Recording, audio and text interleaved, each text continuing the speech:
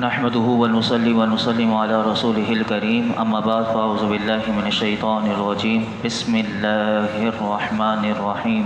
يعدهم ويمنيهم وما يعدهم الشيطان إلا غرورا أولئك مأواهم جهنم ولا يجدون عنها محيصا والذين آمنوا وعملوا الصالحات سندخلهم جنات تجري من تحتها الأنهار خالدين فيها أبدا وعد الله حقا ومن أصدق من الله قيلا۔ شیطان انہیں وعدے دیتا ہے اور آرزوئیں دلاتا ہے، اور شیطان انہیں صرف فریب کے وعدے دیتا ہے۔ ان کا ٹھکانہ دوزخ ہے اور یہ اس سے بچنے کی جگہ نہ پائیں گے، اور جو ایمان لائے اور اچھے کام کرے تو عن قریب ہم انہیں ایسے باغوں میں داخل کریں گے کہ جن کے نیچے نہریں بہتی ہیں، ان میں ہمیشہ ہمیشہ رہیں گے۔ یہ اللہ کا سچا وعدہ ہے، اور اللہ سے زیادہ کس کی بات سچی ہے۔ اس آیت مبارکہ میں اللہ رب العالمین نے پھر شیطان کا طریقہ واردات ہمیں بتا دیا کہ اس کھلے دشمن سے تم نے کیسے بچنا ہے۔ اب اس کی واردات کیسے ہوتی ہے؟ فرمایا کہ یہ لوگوں کو طرح طرح کی امیدیں دلاتا ہے اور وسوسے ڈالتا ہے تاکہ انسان گمراہی میں پڑے۔ جیسے مشرکوں کو ان کا شرک اچھا کر کے دکھاتا ہے، منافقوں کو ان کی منافقت پسند کرواتا ہے۔ بڑا غور کیجئے گا ان جملوں پر، علماء نے بڑے بہترین جملے ہمیں بتائے کہ کس طرح اس کی واردات ہوتی ہے، کہیں ہم بھی اس کی واردات میں نہ آ جائیں۔ منافقوں کی منافقت ان کی نگاہوں میں اچھی کر دیتا ہے۔ گناہ کے کام کرنے والے، فلمیں بنانے والے، گانے بجانے والوں کو ان کے کام، ان کے کلچر، ان کی تہذیب، ان کی آزادی، ان کی روشن خیالی جیسے ناموں سے مرغوب کر کے دکھاتا ہے۔ آج ہم یہ جب دیکھتے ہیں تو یہی کلچر یہ اسکول میں ضرور ہوگا۔ یہ ڈانس پارٹی آج اسکولوں میں ہوتی ہیں اور بچوں کو وہ ڈانس پارٹی ضرور اس میں آنا لازمی ہو جاتا ہے۔ یہ کلچر ہے۔ اسی طرح علماء کہتے ہیں ریاکاری، شادی بیاہ کی غلط رسومات، فضول خرچی کے کام لوگوں سے ان کے مقام، ان کے مرتبے، ان کے اسٹیٹس وغیرہ کے نام پر یہ شیطان کرواتا ہے، قرآن کہتا ہے۔ لیکن حقیقت حال یہ ہے کہ یہ دھوکہ دیتا ہے، کیونکہ وہ جس چیز کے نفع اور فائدے کی توقع دلاتا ہے، حقیقت میں قرآن کہہ رہا ہے، میرے رب کا فرمان بتا رہا ہے کہ وہ سخت ضرر ہے اور اس میں نقصان ہی نقصان ہے۔ اور فرمایا اولئک مأواہم جہنم، ان کا ٹھکانہ دوزخ ہے۔ کہ جو شیطان کی واردات میں آ جاتے ہیں، فرمایا کہ شیطان کو جس نے دوست بنا لیا اور اس کی باتوں پر عمل کرنے والے ہیں تو شیطان تو خود بھی جہنم میں جائے گا، کہا ان لوگوں کو بھی وہ جہنم میں لے جائے گا، اور یہ لوگ جہنم سے بچنے کی فرمایا کوئی جگہ نہ پائیں گے، بلکہ یہ جہنم میں ضرور داخل ہوں گے اور اس میں ہمیشہ رہیں گے۔ جہاں ایسے لوگوں کی اللہ رب العالمین ہمیں طریقہ واردات بھی بتاتا ہے شیطان کی، اور جو اس کے ساتھ جہنم میں جائیں گے، وہیں اللہ رب العالمین کا یہ کلام کی خوبی ہے کہ فوراً ایمان والوں کا بھی تذکرہ ہوتا ہے، اور فرمایا کہ ایمان والوں سے اللہ نے جنت کا وعدہ فرمایا ہے۔ جو لوگ ایمان لائے، انہوں نے اچھے کام کیے، تو عن قریب ہم انہیں ایسے باغوں میں داخل کریں گے جس میں پانی کی، جس میں شہد کی، جس میں دودھ کی، جس میں شراب طہور کی نہریں بہہ رہی ہوں گی، ایسی نہروں میں وہ پی رہے ہوں گے۔ میرا رب فرماتا ہے کہ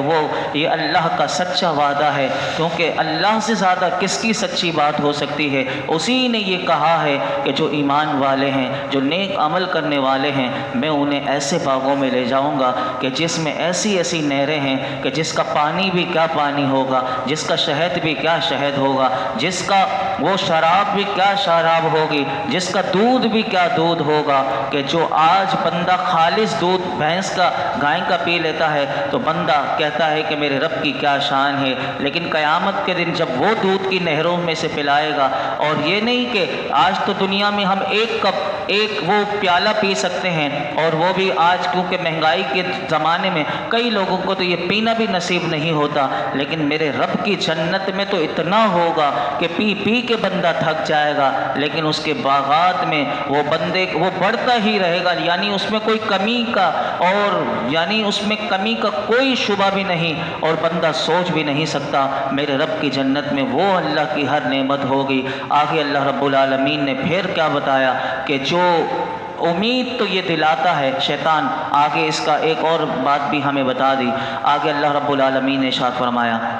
لیس بامانیکم ولا امانج اہل الکتاب من یعمل سوءا یجز به ولا یجد له من دون اللہ ولیا ولا نصیرا ومن یعمل من الصالحات من ذکر او انثى وهو مؤمن فاولئک يدخلون الجنة ولا یظلمون نقیرا۔ نہ تمہاری جھوٹی امیدوں کی کوئی حیثیت ہے اور نہ ہی اہل کتاب کی جھوٹی امیدوں کی۔ جو کوئی برائی کرے گا اسے اس کا بدلہ دیا جائے گا، اور اللہ کے سوا نہ کوئی اپنا حمایتی پائے گا اور نہ مددگار۔ اور جو کوئی مرد ہو یا عورت اچھے عمل کرے اور وہ مسلمان بھی ہو تو فرمایا یہی لوگ جنت میں داخل ہوں گے، اور ان پر تل کے برابر بھی ظلم نہیں کیا جائے گا۔ یہاں پر اللہ رب العالمین نے یہ بتا دیا کہ نجات کا دار و مدار جھوٹی امیدیں نہیں، کہ بندہ جھوٹی امید کہ جس طرح مشرکوں نے یہ سوچ کر وہ بت بنا کر اپنے سامنے رکھ لیے کہ یہ بت ہمیں بچا لیں گے، اور جس طرح عیسائیوں نے یہ تصور کر لیا کہ یہودیوں نے کہ ہم اللہ کے بیٹے ہیں، اس کے پیارے ہیں، ہمیں تو چند روز آگ جلائے گی پھر تو ہم نے ہمیشہ ہمیشہ وہ جہنم سے نکل جانا ہے اور جنت میں جانا ہے۔ قرآن کہتا ہے کہ اللہ کا قانون تو یہ ہے کہ جو برائی کرے گا اس کا بدلہ اسے دیا جائے گا، چاہے وہ مشرکوں میں سے ہو، چاہے وہ یہودیوں میں سے ہو، چاہے وہ نصارہ میں سے ہو، یا ہے وہ کافر ہو۔ فرمایا ان لوگوں کو اللہ کے سوا یہ کوئی اپنا حمایتی و مددگار نہ پائیں گے، لیکن ساتھ ہی بتا دیا مرد ہو یا عورت ہو، لیکن ہو نیک، ہو مسلمان، ہو ایمان والے۔ قرآن کہتا ہے باعمل لوگ جنت میں جائیں گے اور یہ اپنے عمل کی جزا پائیں گے۔ اور یہ سن لیں، قرآن کہتا ہے تل کتنا معمولی سا ہوتا ہے، تل آپ نے دیکھا ہوگا ایک اتنا سا، قرآن کہتا ہے اگر اتنا بھی عمل کیا ہے نا نیک تل کے برابر بھی، تو میرا رب کی شان یہ ہے کہ وہ تل کے برابر بھی تمہارے اجر کو کم نہیں کرے گا،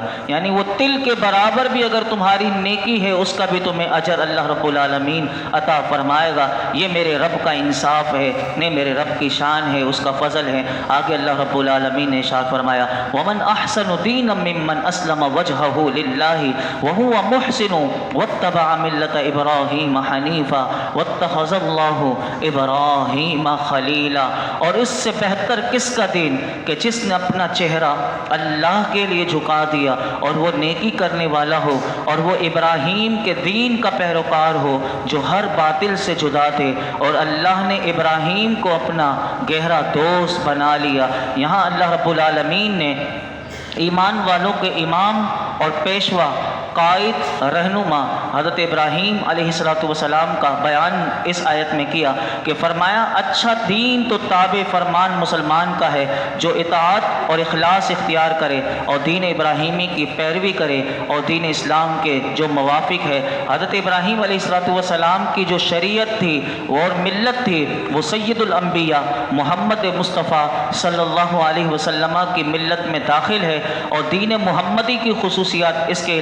علاوہ ہیں۔ تو فرمایا کہ دین محمدی کی اتباع کرنے والا یعنی سب کو پیغام دے دیا، قیامت تک آنے والے یہودی ہوں، نصارہ ہوں، کوئی بھی ہو جن کے نبی کو وہ اپنے نبیوں کو ماننے والے ہوں، ان کو بتا دیا کہ دین محمدی کی اتباع کرنے سے شریعت ابراہیمی کی بھی پیروی ہو جاتی ہے۔ اور چونکہ عرب اور یہود و نصارہ سب حضرت ابراہیم سے نسبت پر فخر کرتے تھے اور آپ کی شریعت ان سب کو مقبول تھی، اور شریعت محمدی ان سب پر حاوی ہے، اور بتا دیا کہ ان سب کو دین محمدی میں داخل ہونا اور اس کو قبول کرنا لازم ہے۔ کوئی کہے کہ میں دین ابراہیمی کو تو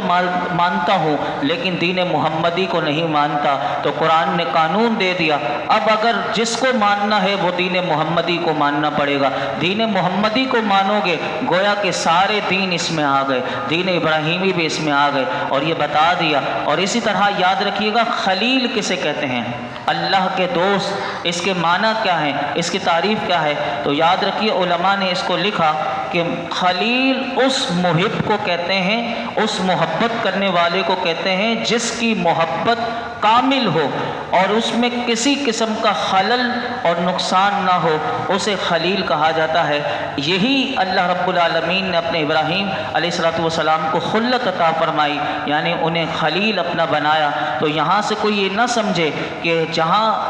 علماء نے یہ حدیث پاک میں لکھی کہ حضرت ابراہیم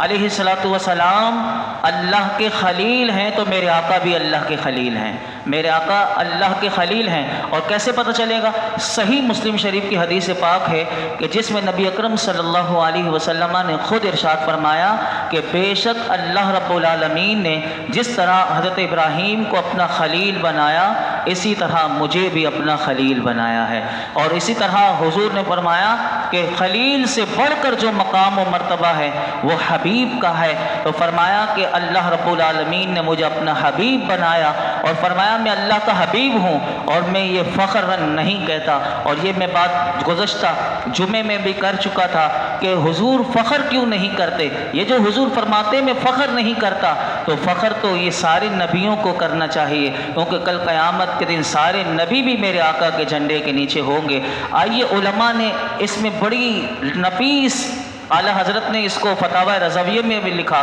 کہ خلیل اور حبیب میں فرق کیا ہے۔ آپ کو میرے آقا کی شان پتہ چلے کہ دیکھیے کہ جو خلیل ہے وہ کیا دعا کرتے ہیں، اور میرے آقا اللہ کے حبیب ہیں تو اللہ انہیں کیا دیتا ہے۔ یہ ساری باتیں قرآن سے نکالی۔ اب سنیے، بڑا آپ کا ایمان تازہ ہو جائے گا، اور ہمیں ہمارے نبی کی شان اگر ہمیں اسی طرح یاد ہو جائے گی، قرآن سے یاد ہو جائے گی۔ سنیے، میں عربی نہیں پڑھوں گا قرآن کی، صرف ترجمہ پڑھ کے اپنی گفتگو آگے بڑھاتا ہوں۔ سورۃ الشعراء آیت نمبر 87، حضرت ابراہیم علیہ السلام نے قرآن میں دعا کی اللہ کی بارگاہ میں کہ یا اللہ قیامت کے دن رسوائی سے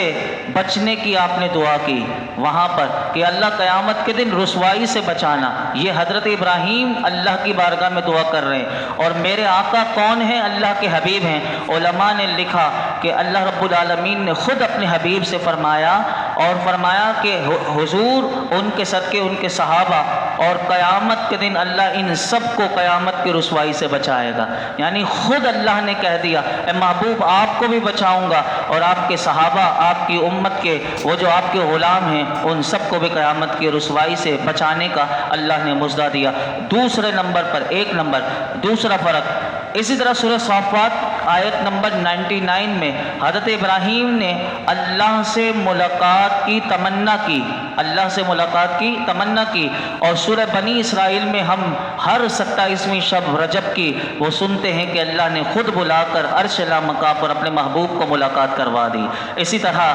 کون خلیل کون حبیب۔ اسی طرح تیسرا فرق علماء نے لکھا کہ حضرت ابراہیم علیہ السلام نے سورہ صافات میں ہی آتا ہے کہ آپ نے ہدایت کی آرزو فرمائی، اور میرے آقا کے لیے فرمایا کہ اللہ نے تمہیں سیدھی راہ دکھا دی، یاسین والقرآن الحکیم انک لمن المرسلین علی صراط مستقیم۔ تو میرے آقا علیہ السلام کو اسی طرح چوتھے نمبر پر کہ حضرت ابراہیم کے پاس معزز فرشتے مہمان بن کر آئے۔ یہ آپ 27ویں پارے میں سنیں گے کہ وہ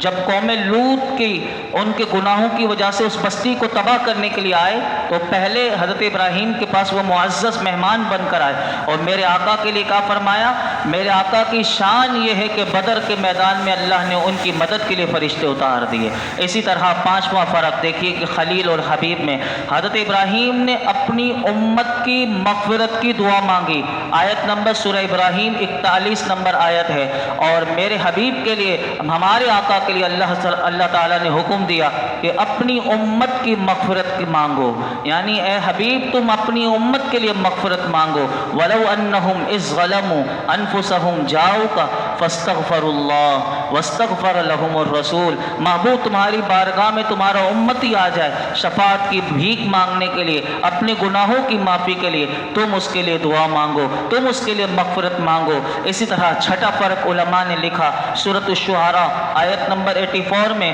حضرت ابراہیم نے بعد والوں میں اپنا ذکر جمیل باقی رہنے کی دعا کی کہ یا اللہ میرے جانے کے بعد میرا ذکر جمیل ہوتا رہے، یہ حضرت ابراہیم نے دعا کی۔ لیکن میرے آقا کی شان کیا ہے کہ اللہ رب العالمین نے فرمایا وَلَلْآخِرَةُ خَيْرٌ لَكَ مِنَ الْأُولَى، اے محبوب ہم نے وَرَفَعْنَا لَكَ ذِكْرَ، ہم نے تمہارے لیے تمہارا ذکر بلند کر دیا، اور تمہارا ہر ذکر یعنی تمہاری پچھلی گھڑی آنے والی گھڑی سے بہتر ہوگی، اور تمہارا ذکر قیامت تک بلند سے بلند ہوتا رہے گا۔ ساتواں فرق علماء نے لکھا ابراہیم اور خلیل میں، یعنی خلیل اور حبیب میں، فرمایا کہ حضرت ابراہیم علیہ السلام کے واقعے میں ہے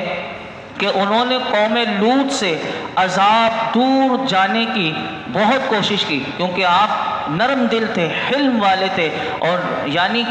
قلب منیب آپ کے پاس تھا۔ آپ نے جب قوم لوط کو تباہ کے لیے اللہ نے فرشتوں کو بھیجا تو آپ نے اللہ کی بارگاہ میں چاہا کہ ان پر عذاب نہ آئے، اور میرے آقا کی شان کیا ہے، فرمایا کہ اللہ ان کافروں پر بھی عذاب نازل نہیں کرے گا، اے محبوب آپ جو ان میں تشریف فرما ہے، قیامت تک اب وہ عذاب نہیں آئے گا جیسے پوری پوری بستیاں الٹ دی جاتی تھی، کیونکہ میرے آقا آج بھی گنبد خضرا میں آرام ہیں، اسی لیے آج بھی ہم بڑے بڑے عذابوں سے بچے ہوئے ہیں، یہ میرے آقا کا صدقہ ہے۔ آٹھواں فرق، آخری فرق میں آپ کے سامنے رکھتا ہوں کہ حضرت ابراہیم نے عرض کی ربنا تقبل منا انک انت السمیع العلیم، اے میرے مولا